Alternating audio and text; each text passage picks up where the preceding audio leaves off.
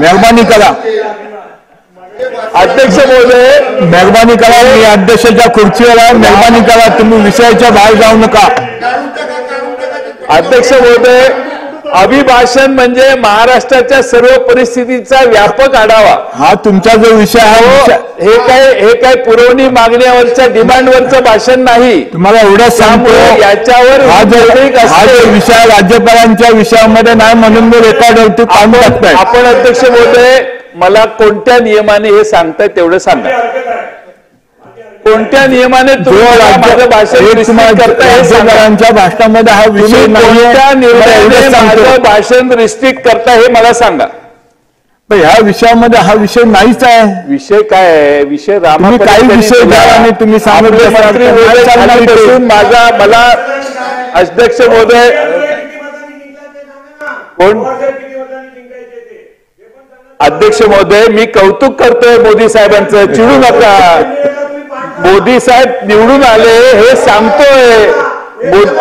मोदी साहेब निवडून आले हे सांगतोय. फक्त यावेळी याचं दुःख तुम्हाला सगळं आहे. मला विषयावरती या, विषयावरच येतो ना. त्यांना शांत करा. अरे बाबा, अभिभाषणावर म्हणजे महाराष्ट्र विषयावरती या. महाराष्ट्रावरच बोलतो मी. अध्यक्ष महोदय, काऊ सर यांचा जनाधार घटलेला आहे लोकसभेत आणि त्यामुळे जिथं जिथं रामाची तीर्थस्थानं आहेत तिथं सगळीकडे यांचा पराभव झाला. कुठेही राम यांच्या बरोबर राहिला नाही. राम आमच्या बरोबर आहे खरंच नाहीये.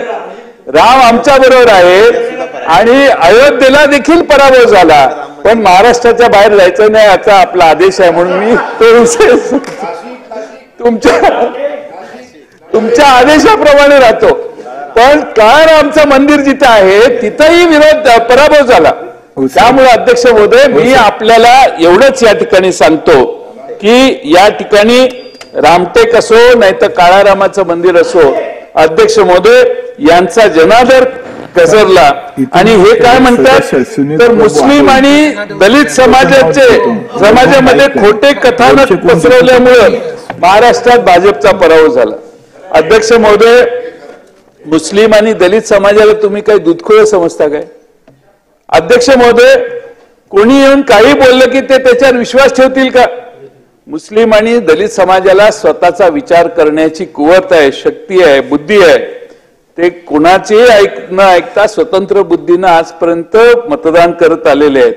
आणि अध्यक्ष महोदय, या ठिकाणी खरं म्हणजे इंडिया आघाडीला जो विजय मिळालाय त्यात सगळ्यांनीच मतदान केले.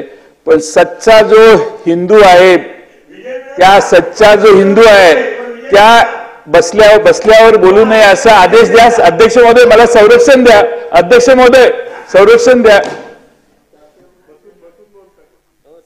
सच्चा अध्यक्ष महोदय, सच्चा जो हिंदू आहे त्या सच्च्या हिंदूंनी खऱ्या राम भक्तांनी इंडिया आघाडीला मतदान केलं. आणि त्यामुळे अध्यक्ष महोदय आम्ही जवळपास 30 पर्यंत गेलो, 31 पर्यंत गेलो. अध्यक्ष महोदय, अयोध्येमध्ये सुद्धा बाकीच्या आता काही महाराष्ट्राच्या बाहेर काही बोलायचं नाही. पण अध्यक्ष महोदय, का विरोध झाला? तरी महाराष्ट्राच्या बाहेर तुम्ही जाता, मगासपासून तुम्ही जाता, जाऊ नका म्हणून तुम्हाला विनंती करतोय मी. मी कुठेही जात नाही, फक्त अयोध्येला जातो. मला एक परवानगी द्या अयोध्येला जायची, बाकी कुठेही महाराष्ट्र सोडून जात नाही. अध्यक्ष महोदय, अयोध्येला